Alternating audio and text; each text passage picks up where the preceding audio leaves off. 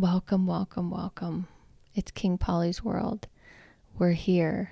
Happy Friday to you. Live from a townhouse in Vegas. I am joined by your number one guest, the man of the hour, the ginger of all gingers, King Pollys Husband. How are you doing today, baby? I'm doing good. I'm doing great. It's been such a lovely path getting here. Are you being facetious? Maybe a little. We had a little high stress moment getting to this point, just technical things. I tend to tighten up because I don't know how many times I have to tell you this. I'm not that technical of a human, okay? And I take it out on him, my husband. I'm sorry. Apology accepted. Thank you. Thank you for always being a mirror, calling me on my bull. Yeah, you do it for me, so I have to do it for you. That I do. Welcome. It is episode 15. Can you believe it? 1-5, look alive. 1-5, look alive. 15. Good job, babe. Wow, 15 podcasts. Yeah. And you've been a guest on probably 10 of them. So good job to you. Look at you, the co-host, the reluctant co-host. That should be your solo movie. Anyways, we are going to talk about something that I think is very interesting,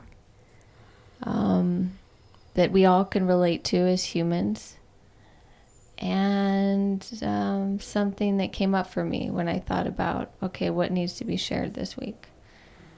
And that is, drum roll please.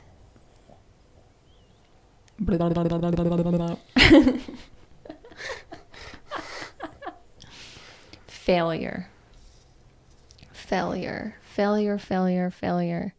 Oh, failure. My idea of failure has changed over the years for sure. It went from being something very real, very concrete, very sad and disarming, to something very freeing and transformative, and something I can now see is really just part of the path. And when I said it to King Pollys Husband, I was like, I think today I want to talk about failure. We immediately got into an interesting discussion about it because you said you don't really believe in failure, right? Isn't that what you said? At some level, yeah. What is failure? I mean, like nothing really ever stops. It's just an element of like cause and effect, and like when you just really slow down and just like look at like what are you describing as failure, it's I don't know, it'll be different every time, and it's just an element of like the mind and an element of expectation, an element of some type of mental framework over an event, and then you thinking you know how it should have gone. 100. And that's how I see it also now too. But when you say the word failure, right, it still ignites a lot of things in a lot of people. And do you hear Luna snoring? Mm-hmm. And it's interesting because like even though you may dissolve this element of like, oh, failure is just an illusion, but it's interesting how I think what's coming up for us right now as I reflect is like, okay, even though I've dissolved this element of failure being real, then why am I still like affected by it? Why do I still feel paralyzed by it? Why does it still come up? So I think that was kind of more of what was speaking to me and to us. Right. And for instance, when I was younger, and I auditioned to get in choir in elementary school, and I wasn't let in. That to me, I felt like a failure. Not good enough. Oh, okay. The same way with like all sports. On some level, I felt like a failure. When multiplication tables came out, like I was like, oh God, I'm a failure. And now, being seasoned by life, I can see, no, those just aren't my strengths. I'm not a failure. You can't, not everything is for you. Like that's just how it is, right? And the things that you maybe quote unquote fail at, or perhaps it's not your time. And it wasn't my time for a lot of things. But still, this element of me trying things because I was shown that I should try them and be good at them. And certain things, like with singing, I can sing now, and I always could in my heart, but like physically I had to work through a lot of things. And if I had just stopped at that first failure, or then when my college voice teacher was like, I don't think you can hear pitch. If I would have stopped there, which I did too, then I would have been a failure versus like moving through it and finding my voice and realizing like, just like failing on a test, right? It's pre-calculus for me or Spanish. I couldn't do it, and I was used to being straight A, and these things really got to me and like made me feel less than, like, oh, I can't figure this out. But really it's just not for me, or that style of learning wasn't for me, or something about it just wasn't for me. It doesn't mean I'm bad, wrong, or a failure. What came up for me when you were first talking was I just got like transported to like being like in elementary school and just being a kid. And this element of failure to me was not being chosen and getting the wrong answer. Like giving the wrong answer. Like that was like, Yes, remember like how scary that was? That was the worst. It was like like being lined up and like picking teams and like not being chosen somewhat towards the beginning. Like you don't want to be last, right? Or have them be like, oh, like we're stuck with him. And then this element of like being in the classroom and like, being called on, and then like not having the right answer. And we've talked about it before. Like I just feel like it's just so weird, this element and this focus that has been put on culture to have the answer, and that answer is different for each of us. And what we see, what we feel, what we hear, it's different for all of us. And this element of like no one being right or wrong, but this element of, oh yeah, like like what is it that you hear, like being curious, versus so quick to like defend and protect. I feel like that's what puts us into attack mode. And it I don't know about you, but when I'm in attack mode, like I can't hear. So it's just interesting. Can you shake her, baby? Please. No, mama. Sorry, our snoring dog. Right in the microphone. Totally, baby. And too, when I think about failure, relationships, that was always a big one too. Friendships, when things ended, it felt like a failure. Like on some level, we did something wrong. And from where I stand today, it's like, no, that's life. It is constantly evolving, growing, living, dying, breathing, changing, and relationships do that. And it doesn't make you a failure. You're not bad. You're not wrong. Like with each lesson, we sort of shed a layer of ego. Two things just came up for me. One was a teacher that used to tell me, he used to say, I believe that everyone comes into your life at the right time, and everybody leaves your life at the right time. And just kind of sitting with that. And The other thing that came up for me right now when you were saying that was just our little garden, right? Or just even the garden in the backyard, right? And this element of the plants that produce fruit die every season, and the ones that stick all the way through and don't shed leaves and don't produce fruit. They're just like these plants that just are like they're just there, right? They don't really. I mean, I'm sure they do things. Their shelter. Yeah, yeah. Ooh, yeah. They're more of like a shelter. They're not. But that, I mean, that can be considered substance. Totally. But it's a different type of substance. It's almost like this element of like the feminine and the masculine in terms of energies. You have the ever-present shelter, and then you have this seasonal, ebbing and flowing, life and death, coming and birth, going, rebirth. Yeah. Planting seeds, sprouting, nurturing, right. maturing. And if you were to judge the one by what it produced, you would be missing the entire point. And both are needed in the garden. And in the world. Wow. That's pretty cool, baby. Wow, that was pretty cool. I love that.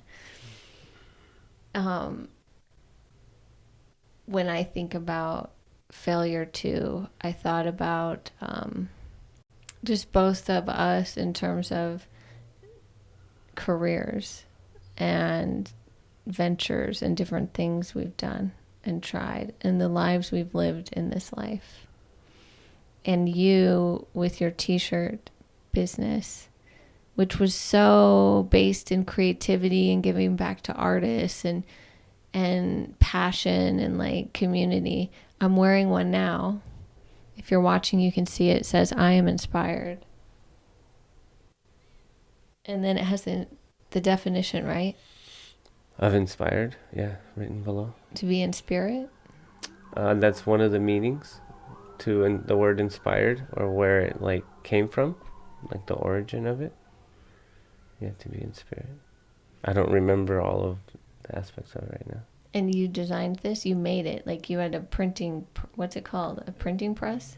I ended up buying one after I paid to get those made, because it was so much money to get it. So I was like, well, let me see if I can make them myself. And it was like that was such a process. Like usually, like you want to talk about like normal things that you do, 1 + 1 = 2, right?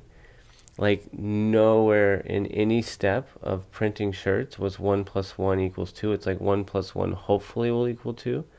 And then it was like every stage was like one of those things that you had to like become a craftsman at. And like I was like, wow. And it was messy. So it was really tough. Like I only did very few printing stuff, and then I ended up selling that stuff. That was tough, and that did feel like a failure. But yeah, I feel like it's still kind of in me at some level. But it's interesting how to have like certain ideas and to have them and to feel like they would be amazing in the world and in earth and in life and would help people. But it's like there's all these layers of man's law and these elements of resources that you need. And two, it's been interesting to just become humble and recognize like, I may be really good in some areas, but then other areas like wow, like I struggle in. And so kind of having, the element to communicate and network and kind of somewhat find, I mean, that's been tough. I think the one thing that's hard. And then we deal with other people, and then everybody wants to get their piece of it. And, it's tough to navigate through all the different layers that have to be navigated through for something to actually become into the world and to be into the public. 100.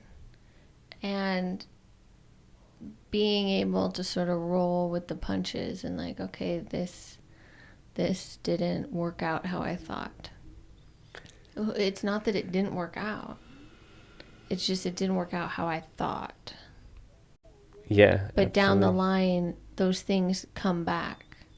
and it's been interesting to see how like all these, like all the patterns, some of the ideas and concepts, some of the information that I gathered, some of the elements that I experienced through it all, like it's all carried into this next season, and through some of the things that we're doing now and some of the things that we will be doing and some of the things that we now are like trying to accomplish, it's all coming back, and I'm seeing how much all of that's helped me, like going into it. Like, when you're kind of doing some of your shirts on your website, like I'm like, oh, well, this is the brand I know you want, and I know this is a brand you want to stay away from.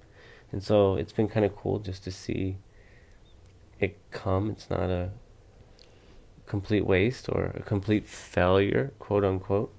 And I was able to, in starting King Poly, use the Mac and the programs you had bought for that.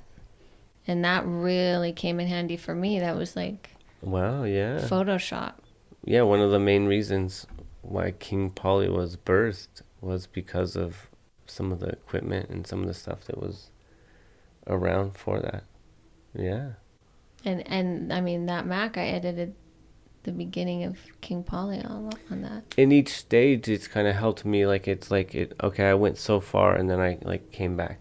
And then I went so far and I came back. And it's like, I feel like now we're about to step into something, and it's like, I feel like I kind of, I don't know, but, I feel a little bit more prepared for this next season of new adventures, new gardening, new flowers to grow. Totally.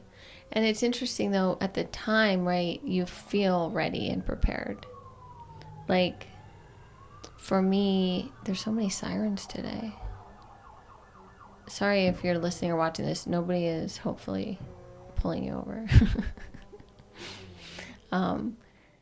But in 2014, when I sort of was coming out of my like real dark age, the dark age, I'll call it, where my days were my nights were my days. What year was that again? You just said I zoned out. 2014? Yeah, when I came out of that. How old were you? Oh no, math. I don't know. I met you when I was 28 in 2015. Oh, okay. So 27. Of course, 27. I love how like this element of this dark age was like years before we met, and then like as time goes on, like it's like literally like weeks before we got together with like all these. No, I hear you, but it was a year before where I started the ascent out. I hear you. Okay. I love you so much. It's funny. I'm just laughing at life. But yeah, I mean, I move fast. But in 2014, coming out of that and discovering herbs and plants and natural healing and rediscovering yoga, getting back into my body, stretching, breathing, discovering pranayama, breath work for the first time ever, which was what then made me quit smoking cigarettes. Like, I was like, oh, wow. If I committed to breathing every morning, and automatically once you do that, it's kind of like, I don't want to have a cigarette now, and was like, oh my God, this is it. Like, I want to heal people, right? Like, that's always when you first start waking up, it's automatically like, I'm going to heal people now, without like, oh, I need healing. Like,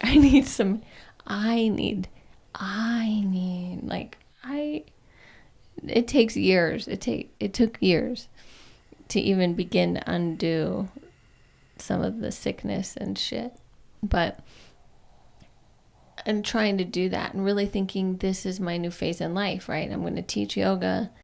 I'm going to make teas and tinctures and salves and and homemade kombucha, and this is what I'll do.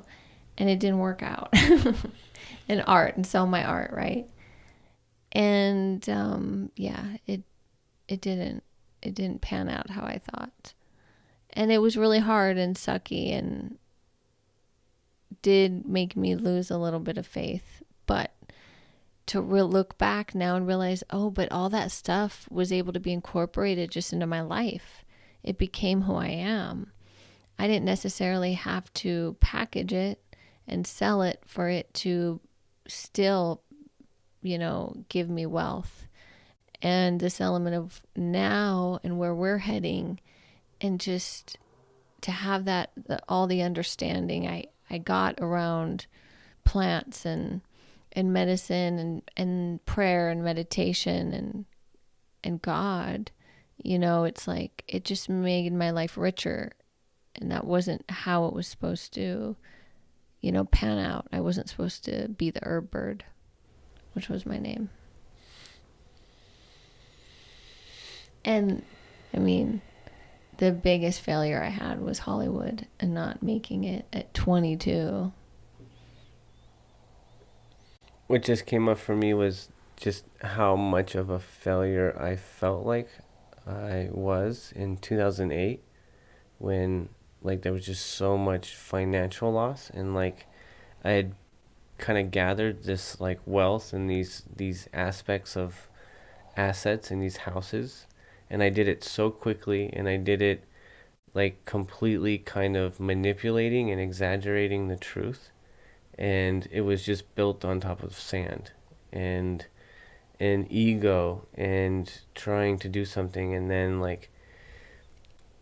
then it, like, before I lost it though, like the last like 6 months with it, like it was completely imprisoning, and like took up all my time and all of my oxygen and all of my energy. And then, going through the whole process of losing it all, and then in feeling like such a failure and holding on to it with like every bit of energy that I had. And then like once it was gone, it was just this euphoric wave of like bliss and freedom, because there was this wave of like, whoa, that was just a thought, that was just an expectation. And literally, like, you thought you were losing it all, but literally, yeah, you lost it all. Like, you lost all of the bullshit too. Like, you also, and I was just left with this like new clean slate. And it was like I had all this freedom and all this time, and it was like a restart. And it was like yeah, it was just so interesting how in one season it just felt so painful, so excruciating. It just felt like my insides were being pressed on me so tightly, and like such failure. And then like nothing really changes, and then other than your perspective on it and your experience with it all.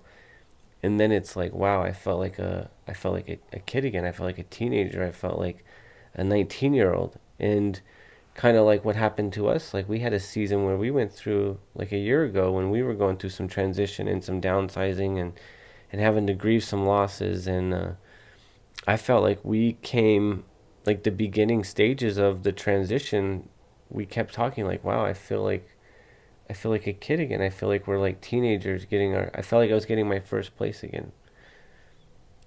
So it's just interesting, the the life cycles, the the life and death failure. It really, really is. And I think about the spiral, right? Life is a spiral. We keep coming back to certain things, and there's these themes in our lives, and this upcycling.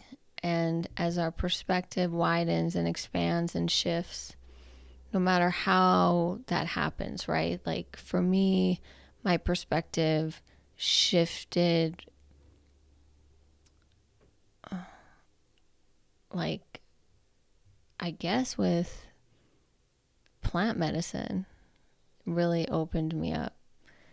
But then too, like yoga I was already involved in, and on some level kind of always being somewhat aware, like, I don't know, like spiritually connected to things that people around me didn't seem to notice.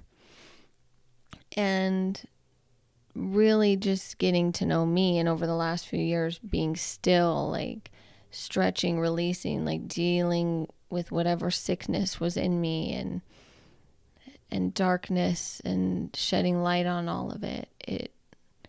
It helped me now get to this place where I am at peace with my past and the failures of my past that for so long I clung to and didn't think I would ever get over.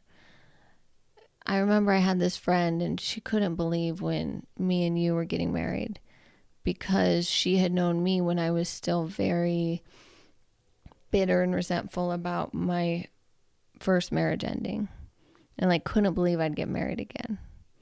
And just that element of like, I forgot, I forget how unbelievably hard I made my heart for a while, because you softened it, and I softened it, and God softened it.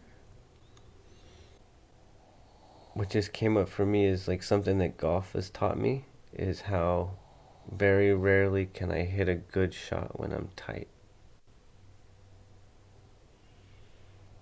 And boy, we are a society of wound up individuals.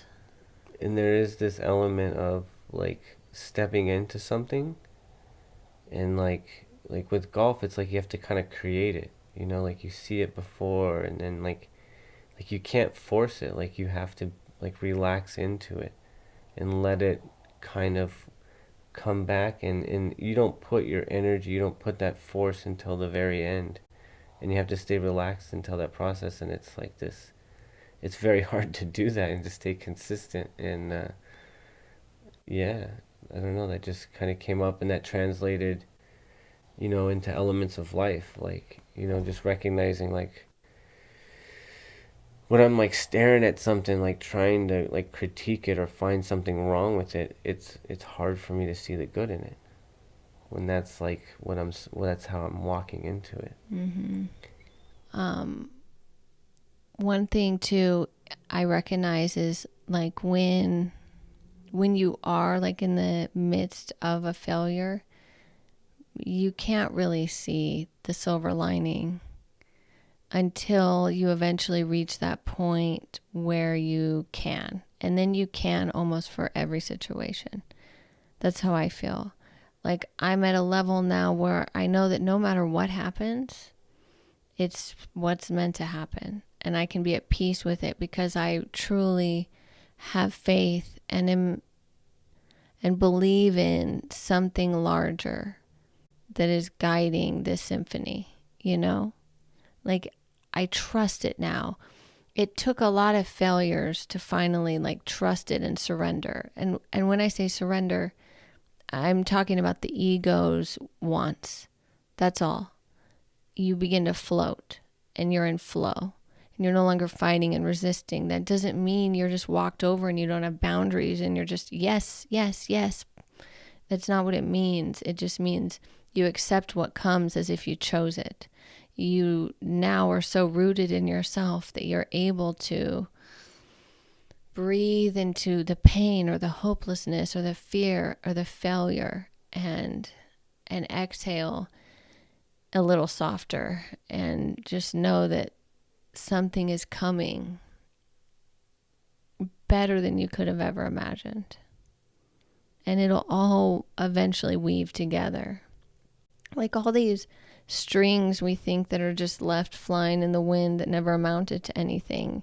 Like they're the very things that like weave this tapestry of life that we're able to experience. And it becomes whole the longer we keep going. And we just have to keep going. I definitely feel that, and I've experienced that. It's been very interesting and kind of tough this last couple of years because things haven't gone the way I thought, and haven't gone in the time frames that I thought and that I wanted.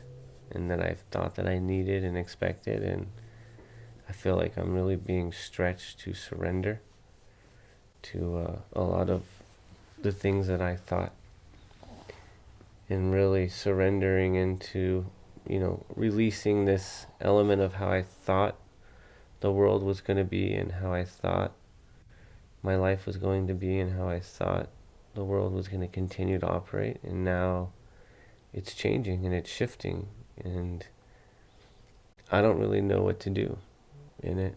And so it's very interesting, and the fear of failure comes up, even though, like, even after everything we just got done saying and talking about, it's still, um, and I guess it's just, I think failure is just a word that we use, and it's again, there's so many layers to it. And again, what's coming up for me now is it's behind that curtain is, I don't want to experience pain. 100. And I don't want to hurt anybody. I feel like I did some things and made some decisions in the past that hurt people. And so it's like, oof. And then knowing, like, once you start taking on these elements of leadership, these elements of ownership, and having resources, then people are relying on you, and then, you're responsible for others. And it's like, wow, it's like getting plugged back into the vortex after you've unplugged from it. It's interesting. And to trusting that we're never given an opportunity that we aren't ready for. I hear all of that, yeah. But it, again, doesn't take away from just the sort of human fear. And again, what's coming up for me right now is just embracing the duality. Like, I hear and believe everything that you're saying, but I also hear and believe the other side of it. It's like, I don't have any trouble with my belief. It's my unbelief. I need help with my unbelief, What does that mean? Unbelief?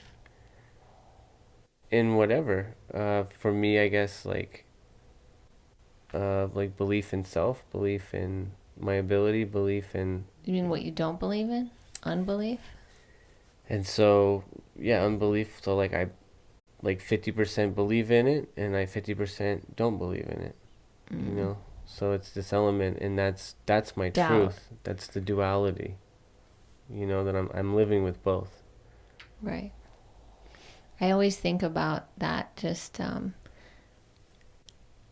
like when I think of Buddha, and just, one of his last trials to overcome to reach nirvana was doubt and self-doubt. And I think about that with Jesus, and just the story of Satan taking him up on the hill and, like, tempting him and this stuff. But Jesus had to overcome doubt, and it really is this thing, this self-doubt, because we have been raised to believe we are so small and inconsequential, and that everything is chaos, and we don't really make a difference. And so this element of that shift in perspective to realizing, oh, I am one with all that is, and I am divine. I am not just this small animal that has evolved. I am this being of divinity and light that has been placed in this specific time and space for a reason that I can only hope and pray that I will get a glimpse of during my life.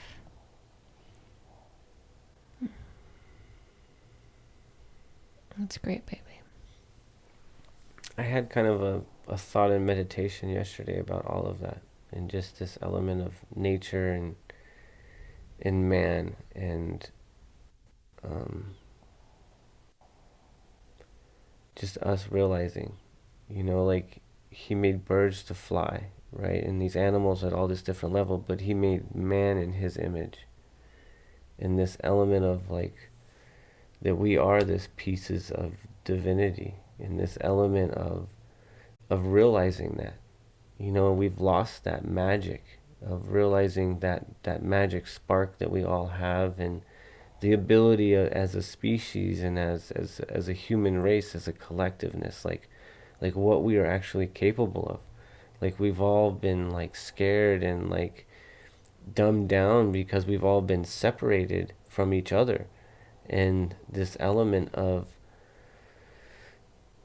like I feel that spark coming back, and I feel like that's a lot of what's being shown and what's happening right now is just um, and unfortunately it's like sometimes to like clear off that layer that's crusted on, like you have to like hit it or scrape it, you know, when something's coated on top, when something's like a hard crusted coating, you know, it takes some real effort to get it off so that you can get that freshness underneath. Or it takes water, spirit. Yeah, crack that shell, the seed. Beautifully put, baby. Thank you. Do you want to do some top fives? Sure, I picked two. Um, top five vehicles you've ever had. I'm so excited you chose this. I answered this on the last pod, 14, and I had so much fun. And I guess what came up for me was not really necessarily the top five vehicles I've had, but the top five vehicles I've valeted. Ooh. And like parked. And so like what came up for me just now was Mayweather's like stretched Rolls Royce Phantom. Like he would bring that in and I'd had to like park it, and everybody was like super scared to like park it, and I was like, as long as you spot me, like as long as I had a couple good guys that I knew what they were doing, I was like, as long as someone spots me, I'm good. And so just maneuvering through that on like a busy Cosmopolitan drive was pretty epic. Wow. Um, That's pretty. It's a tight squeeze down there. yeah, yeah. Um, and then that was like, I don't know, I just all types of cars, nothing really. I mean, just every single car that when it comes out, like the Bugattis and the Lamborghinis, like they just feel like rockets. And then like when you press that start button, it just like it's like an eruption. But nothing too particularly like kind of stood out to me other than it's just nice cars. It's just nice being in nice cars and not having to have the payment or be responsible. Just park it and get out. But what about the worst cars? Ugh, yeah. Smell, order, like, yeah. Just people that are just degenerate gamblers with all their cigarette butts and plastic Coke bottles and their players' cards. And then I think my top five, my favorite car that I've owned, my top two cars that I've owned, actually, this would be kind of cool, was my Baja when I was 17. I had a 1958 VW Bug that was like built to be a Mint 400 pre-runner, and like it was a full roll cage, like dual shocks in the back, and fuel cell, 5-point seatbelt. And so I was 17 and fearless for 6 months when that thing was running good. And so I had some cool experiences in that. And then I had a Lexus IS 300, and that was a lot of fun. Those are my two favorite cars. And then I think I'm going to shout out one of my dad's cars that he had when I was a kid. Those are probably two of my favorite cars to think about. And he had a turbocharged 280Z, and then he had a souped up 1950 something Jeep, and he had a custom motor, and it was all custom. And I don't know what any of that means, but I've seen pictures and it was lovely. Yeah, they were fun. They were exciting. That's awesome, baby. I'm glad that you like, enjoy, and know cars, because I don't. So I'm grateful. To me, they were always like an extension of myself, and then because I feel like I wasn't able to like run fast or jump high, like the idea of getting in something and having that take me fast and take me high was the translation. And then it was kind of an extension of me, and I do kind of get lost, like I zone out. Like you put me in something and you got the motor, you put yourself in a cage, you get yourself seatbelted in, all of a sudden you become fearless, all of a sudden you go into another realm. And then like you get tunnel vision, you start going fast, and like the faster you go, you stop looking at all the other things as distractions, and you just see this line, and like you're just zigzagging and like going 90 miles an hour in the desert on a dirt trail, like turning and all that stuff. Like it's a new world. It's one of my I've top never had one of that my top desire, things. but I like being a passenger to it It's because a I good time. trust you. It's a good time. What's your other one? Top Top 5 things to do in Las Vegas.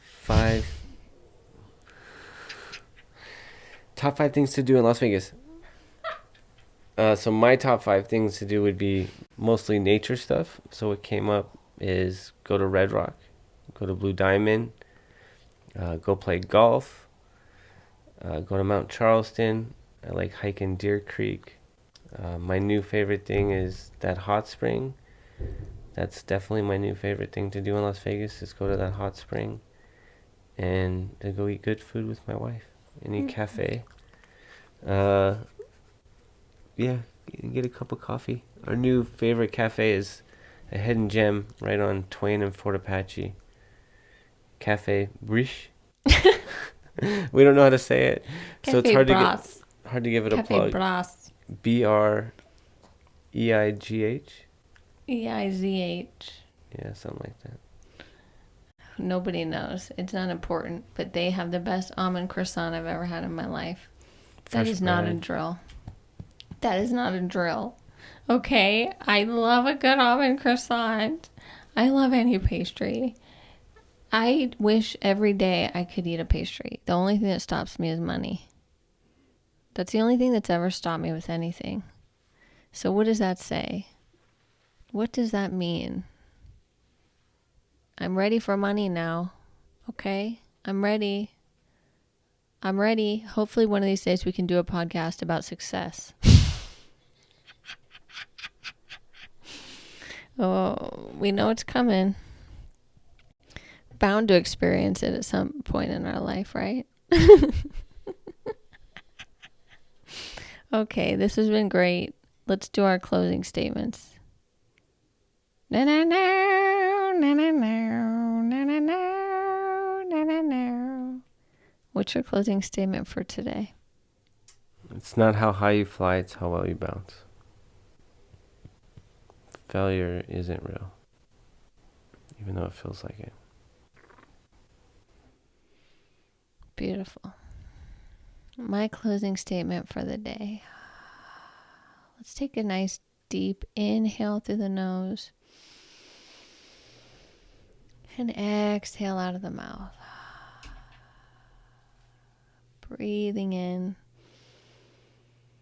and breathing out. Hi, Luna.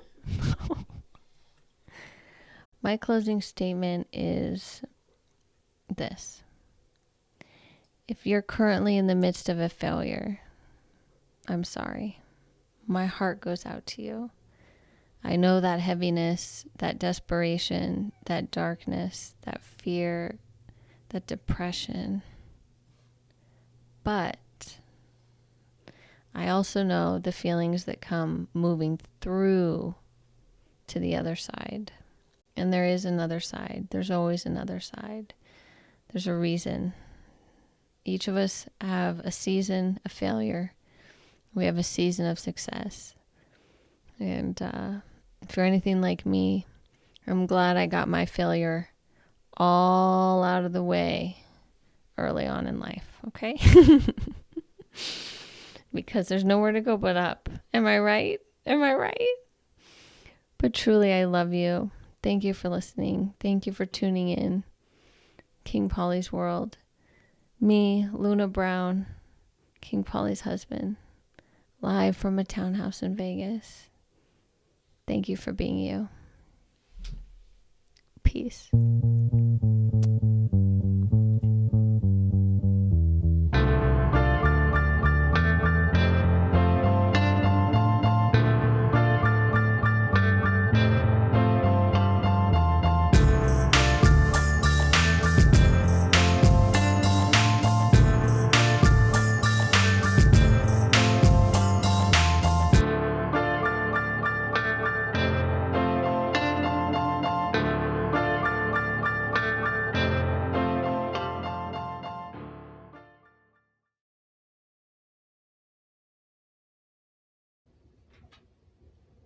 Don't. Don't. Don't.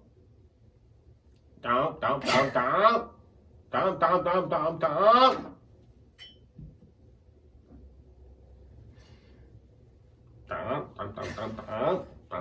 dun, dun, dun.